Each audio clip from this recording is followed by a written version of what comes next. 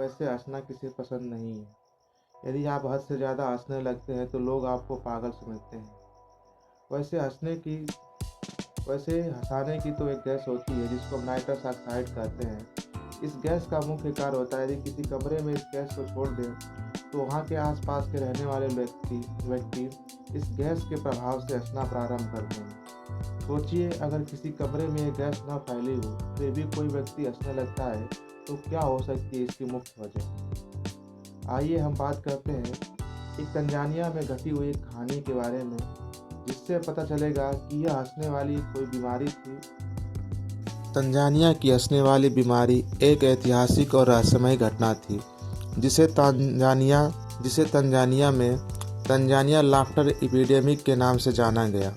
यह 1962 में तंजानिया के एक छोटे से गांव कसासा में शुरू हुई थी। आइए जानते हैं यह महामारी क्या थी। यह एक साइकोजेनिक बीमारी यानी मास साइकोजेनिक इलनेस थी, जिसका मतलब है कि यह एक मानसिक और सामाजिक तनाव की वजह से फैली थी, न कि किसी वायरस या बैक्टीरिया से।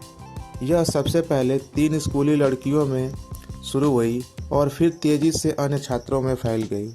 धीरे धीरे यह आसपास के गांव में भी फैल गई और लगभग 1000 से ज़्यादा लोग इस बीमारी से प्रभावित हो गए।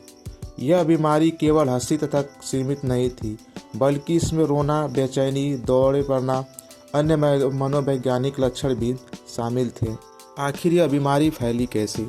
जब एक व्यक्ति हंसना शुरू करता तो दूसरे लोग भी उसी से प्रभावित आकर हंसने लगते थे। कुछ मामलों में हंसी कुछ घंटों से लेकर कई हफ्तों तक जारी रहती थी। इसके कारण तंजानिया में कई विद्यालयों को बंद करना पड़ा। यह बीमारी लगभग 18 महीने तक चलती रही और इस बीमारी का कोई भी पता नहीं चल पाया कि यह बीमारी किस प्रकार से फैली थी। वैज्ञानिक दृष्टिकोण से देखा जाए तो वैज्ञानिकों का मानना था कि यह एक मनोवैज्ञानिक बीमारी है। विशेषज्ञों का मानना है कि यह एक सामूहिक हिस्टीरिया का उदाहरण है, जो अत्यधिक तनाव और सामाजिक दबाव के कारण होता है। इस क्षेत्र में शिक्षा का नया प्रसार हो रहा था और छात्रों पर नए सामाजिक और शैक्षणिक दबाव थे, जो इस अजीबोगरीब घटना का कारण बन सकते हैं। इस तरह की घटनाएं और भी जगहों पर दर्ज की गई है, लेकिन तंजानिया की घटना सबसे चर्चित है क्योंकि इस घटना में उस गांव के सारे बीमारी से प्रभावित हो गए थे और इस महामारी को समाप्त होने में लगभग 18 महीनों का समय लगा।